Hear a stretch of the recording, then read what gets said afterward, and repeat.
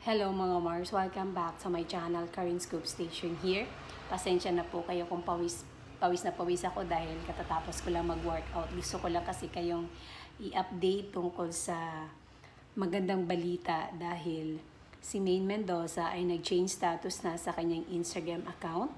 Ginawa na niya itong Maine Mendoza Atayde. Ay mga Mars, talaga namang isinisigaw na talaga ni Maine Mendoza na siya ay Atayde. Ewan ko na lang kung meron pa rin tayong maririnig na pangit na comment ngayon. Mga Mars, I'm sure hindi mawawala yun. Pero wala lang. Simple update pero napakalaking update dahil sa wakas ay pinalitan na ni Maine Mendoza ang kanyang Instagram name. At ginawa na nga niya itong Maine Mendoza Atayde. Pero sa kanyang Facebook account ay Maine Mendoza pa rin mga Mars. Pero antayin natin soon ay sa dulo niyan ay meron ng Atayde mga Mars. Pero sa ngayon wala. Pag-check ko ay Maine Mendoza pa lang ang nandoon. Hindi pa niya nabago. Instagram pa lang niya ang binago niyang status ay talagang Mrs. Atayde na po talaga si Maine Mendoza mga Mars.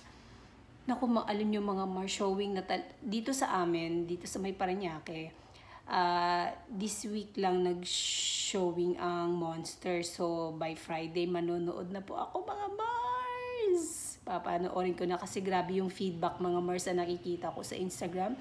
At inirepost nga ito ni Maine Mendoza sa kanyang Instagram story, ang Monster na showing na nga ngayon sa mga hundreds of cinemas.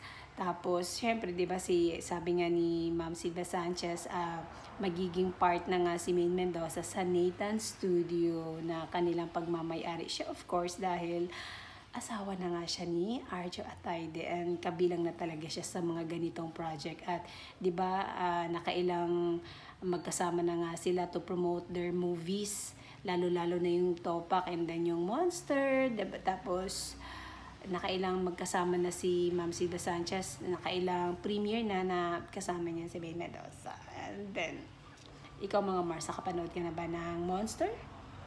Ako basta ngayong Friday, manonood po ako mga Mars at i-update ko po kayo kung